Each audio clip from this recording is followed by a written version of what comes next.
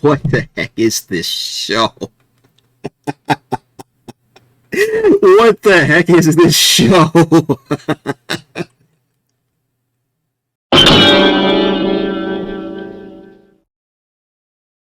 I no. Yeah. How do you describe the indescribable?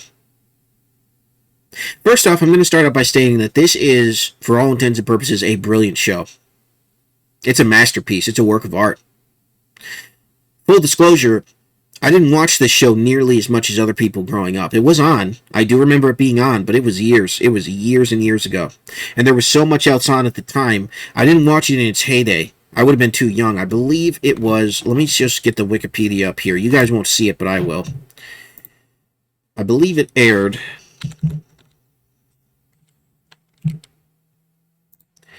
I want to say 96. Oh, no, it was way earlier than that. It was a year before I was born. It's got 5 seasons, and it ran from 1991 to 1996. So, when it was ending, I was 4 years old. And as far as syndication, it really wasn't in syndication very long from what I remember. But the best way I can think to describe the show is if you get a letter. People talk about shows pushing the envelope. This show didn't push the envelope. Here's what it did. It mailed the envelope. It licked it closed. It put 1 billion stamps on it. It flew 5 times around the world, only to end up right back in the mailbox that you put it in. That's this show. It feels like a fever dream. It feels like it's not even real. The amount of styles of comedy that are in this, just for its genre listings alone: animated sitcom, black comedy, surreal humor, satire, and slapstick. About 5 different genres in one. And all of them apply. The basic premise is you have the 2 characters. You have Red Hoek, who is a Chihuahua with a Hispanic accent and a Germanic last name. And then Stimpson Cat, or Stimpy, who's a lovable idiot who's got a really good heart and is always kind. And they get into various situations together. They never live, they rarely ever live in the same place. Sometimes they're hosts of TV shows. Sometimes in one episode they were basically Girl Scouts. In another episode they were in the Army. In another episode they were part of a parody of the Canadian Mounties who are helping to colonize Canada. This show was bonkers. There were musical numbers. There's a lot of classical music in the soundtrack, a whole lot. There are musical numbers. There are just wild and crazy premises, like some of the ones I described.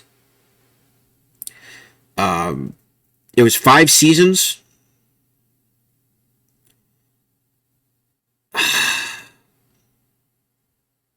It was only the 3rd Nicktoon to ever exist, which I didn't know that. Alongside Rugrats and Doug. It generated... Oh, I can't imagine. The controversy that this show must have generated would have been off the rails. Because eventually, I heard it wasn't supposed to originally be a kid's show. It was supposed to be an adult show, and boy does it show. They pushed that envelope all the way over. There was blood, there was gore, there was innuendo, there was...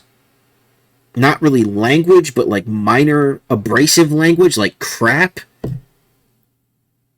In 1991, this must have given people a seizure. I can't imagine. But it's also fantastic because it pushed the envelope so much and still stayed creative and stayed a kid's show. There were times where I watched it and I was utterly confused at what happened.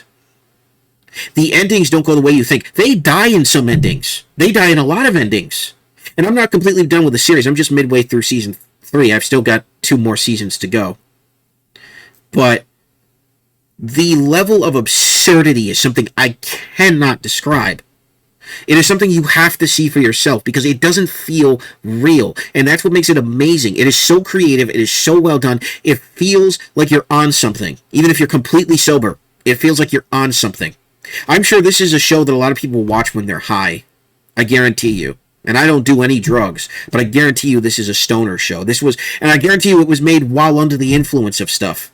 There's no question about it. Because the absurdity of it all is through the roof. But it's also great. They had a revival for adult audiences, Ren and Stimpy's adult party cartoon. Only 3 episodes were aired before the series was canceled due to both production delays and negative critical reception, with 3 additional episodes, all incomplete at the time of the cancellation, being released straight to DVD in 2006. On August 5th, 2020, Comedy Central announced they had ordered a second revival of the series to be produced without the involvement of the creator, so it's going to suck. How on earth are they going to pull this thing off? John Falusi?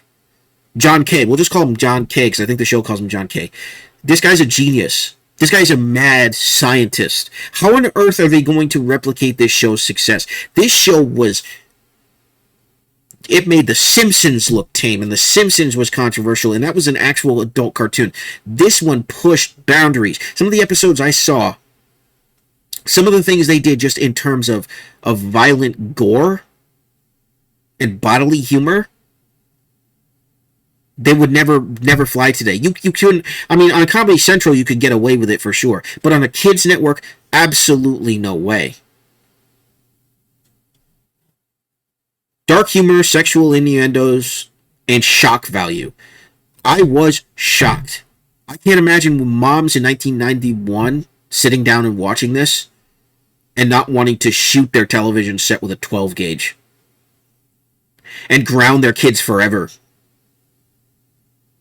My goodness, this show, I can't imagine the controversy.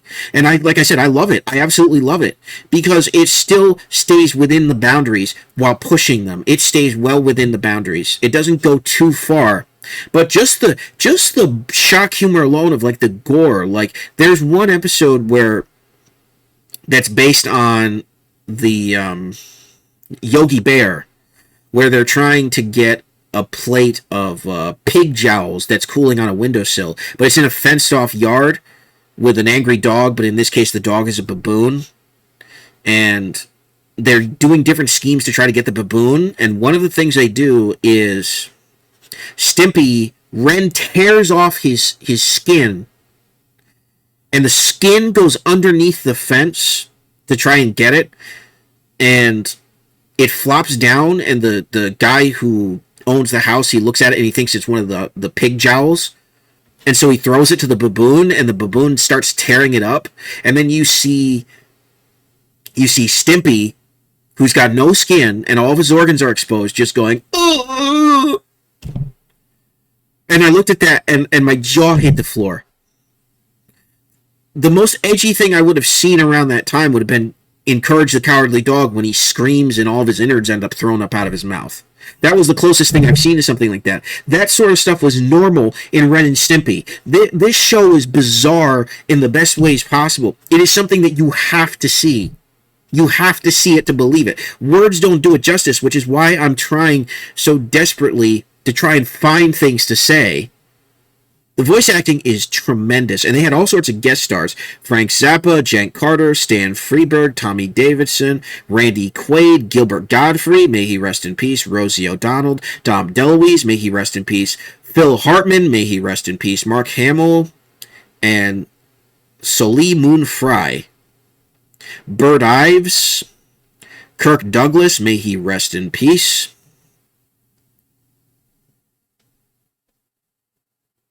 Oh no, these were who Billy West modeled Simpy after, Bert Ives and Kirk Douglas. They weren't stars. I apologize, but you see all of these. Let's see, 1, 2, 3, 4, 5, 6, 7, 8, 9, 10, 11. Those, and I don't think those are all of them. Those were all guest stars at the height of their many of them at the height of their popularity, like Rosie O'Donnell. Boy, did she ever fall off a cliff. Gilbert Godfrey, after coming off of Aladdin, or even before Aladdin. I don't remember when his episode premiered. Randy Quaid, Mark Hamill, as he's just getting into voice acting and proving what a voice acting genius he is. Wide variety of music. Oh yeah, absolutely. Classical primarily. Classical has been appearing at least in the early seasons. But oh man, controversy and censorship. Oh, there's no way this show wasn't censored in certain markets. There's absolutely no way that Ren and Stimpy was not censored. And I'm not saying I agree with censorship. I purely don't. But the fact that this aired in places without being censored is what's surprising. That networks took this gamble, and that the FCC wasn't knocking on Nickelodeon's door going, yeah, you guys need to tell the Ren and Stimpy people to knock it off because they're going too far.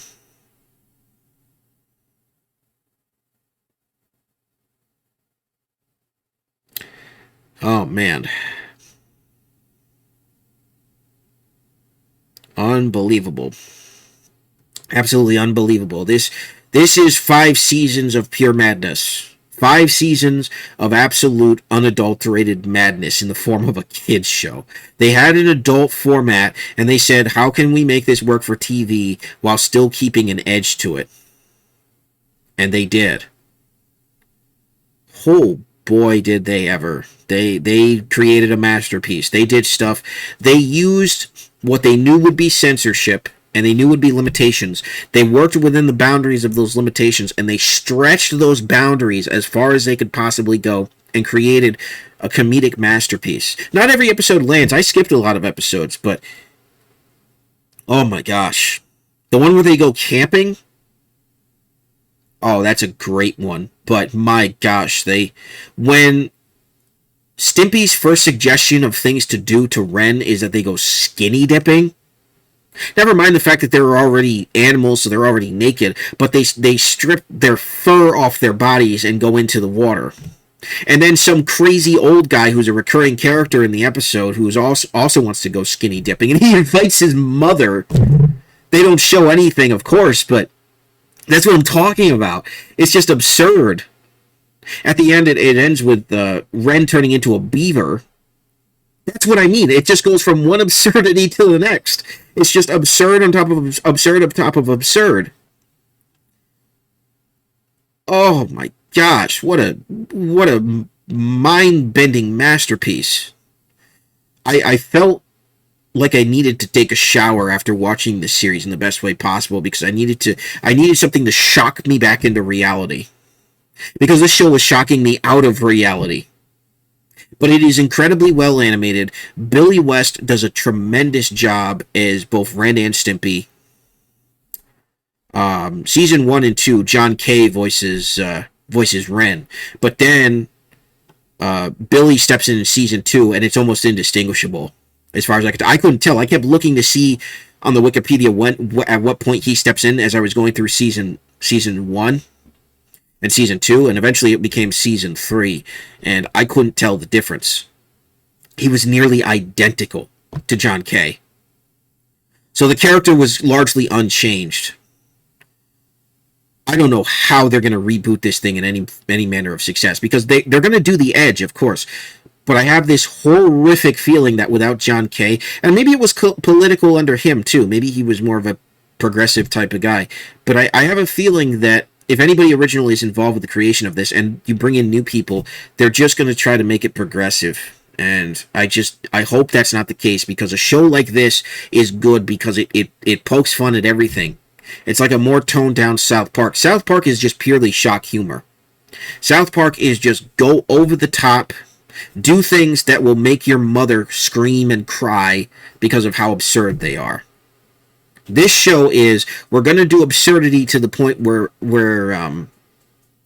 it hits the wall that we're against, but it doesn't breach through that wall. So your parents might still be upset about it, but it doesn't go all the way. You know? The innuendo is clever. The slapstick is amazing. The score is amazing. Again, a mix of classical, jazz, rock. Primarily classical for a lot of the episodes that I'm seeing, but I don't know what seasons 4 and 5 have to offer. I'm still going through it. I really need to learn to finish these series before I make these, so that way I can give you guys a full picture, but I just had to talk about it this far because it is just so off the freaking wall. It is bonkers. It is absolutely bonkers. If I was to rate this, I'd give it a bonkers out of 10. Not, okay, realistically, as far as a rating for this show, my official Toony Talk rating, which I guess is something I'm doing. I didn't even know this was a review. I would give this an 8 out of 10. It's not quite a 9 out of 10, and it's really not a 10 out of 10. It's an 8 out of 10. If for no other reason than a lot of times I'm just confused at what I'm seeing. It just goes completely off the rails. You think that this episode is going to lead to... You think an episode is going to lead to a nice, happy conclusion, and ultimately it ends up worst case scenario and they die. Or somebody dies. And that's just that. And I love the show for it. It breaks preconceived expectations, but not in a stupid Rian Johnson way, but in a creative, funny, comedian style of way. I mean, John Kay and his team, the writers, they're all geniuses. This is a masterpiece. This deserves to be in the National Archives because it does what kids shows before and since have never done. People who thought that Looney Tunes was edgy, this goes way over that. People who thought that shows like Invader Zim and Courage the Cowardly Dog was edgy, this goes beyond that. But again, it's still somehow measured to the point where it doesn't need to be pulled by the FCC. And some of the things in there are small that they censored. Like they took the cross off of a Pope's hat in an episode, and let's see, what else did they do for censorship here? It really wasn't anything major. This is stuff that would be considered tame now. There's an episode that featured the burning of the Constitution and Bill of Rights. I don't know what the context was of that, but and in the credits, the Pope was changed to the man with the pointy hat. It was the same episode where they removed the cross that they burned the Constitution and Bill of Rights. Some sort of stupid accident, I'm sure. I don't know if that was a political statement inherently, but I mean, my gosh. Several episodes had violent, gruesome, or suggestive scenes shortened or removed, including a sequence involving a severed head, a close-up of Ren's face being grated against a man's stubble. Oh my gosh. And a scene that was shortened where Ren receives multiple punches to the stomach from a baby.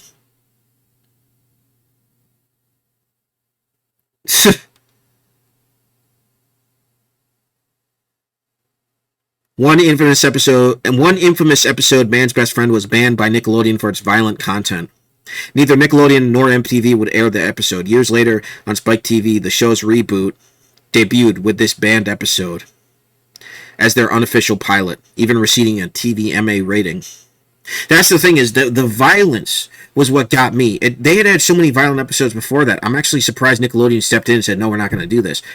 So the FCC must have been knocking on Nickelodeon's door and say, you can't let them get away with this level of violence. That was the most controversial thing. It wasn't even stuff that was necessarily suggestive.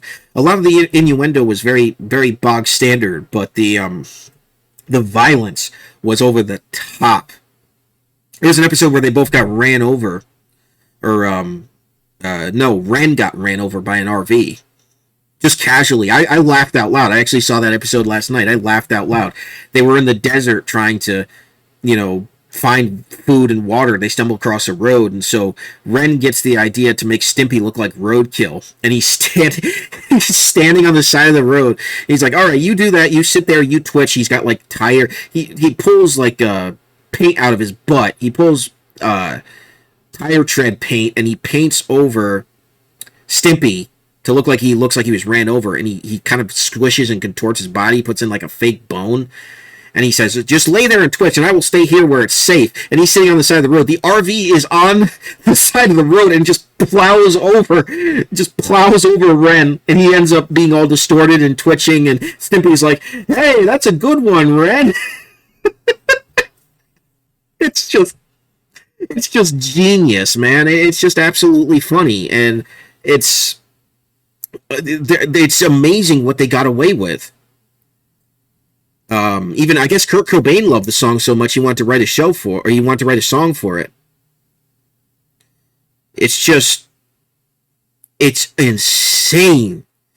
I mean, this thing, we haven't seen anything like it since. Nickelodeon clearly didn't have the faith after its success to do anything like it again, so they had to move it around between the other Viacom networks, and the adult version of it ended up not doing good. I'm mildly curious as to what that is, and to what the 3 episodes are, how far they push the envelope, but At that point, once you know that the wheels are off, you just kind of, it loses the creativity. You know what I mean? Like you don't have to work within boundaries. Suddenly your boundaries are gone. You can do almost whatever you want, as long as it's not something that the FCC deems completely just inappropriate. But once you're labeled an adult cartoon, you can get away with all sorts of manner of things that are just blatant.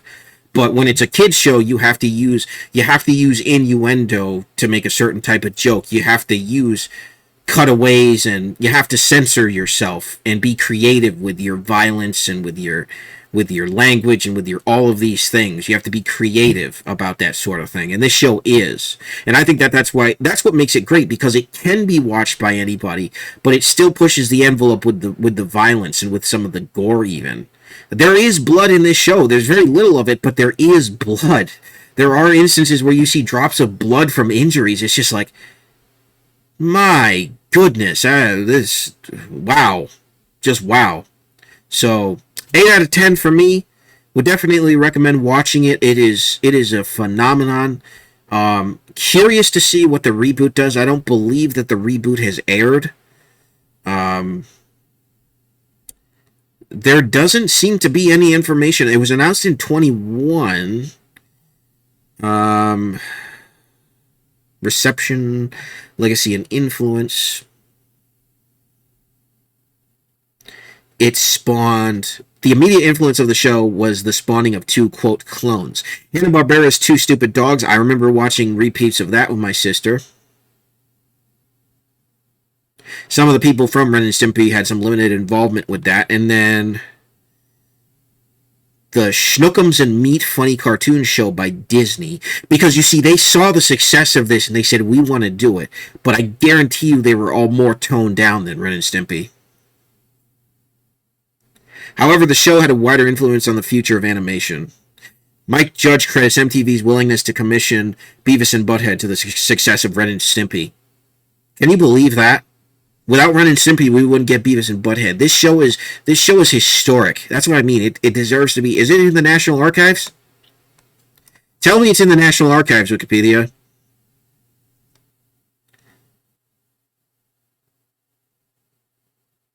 Please.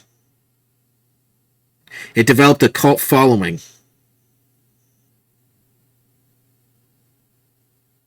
Had an influence on television. Oh, heck yeah, it did. You wouldn't get let me put it this way. You wouldn't get Beavis and Butthead. You wouldn't get Courage the Cowardly Dog. You wouldn't get Two Stupid Dogs. You wouldn't get whatever that Disney cartoon was. You wouldn't get Cow and Chicken. You wouldn't get Ed and Eddie. You wouldn't get half of these shows making the kind of jokes that they do if you didn't have Ren and Stimpy. You just wouldn't. It just wouldn't happen.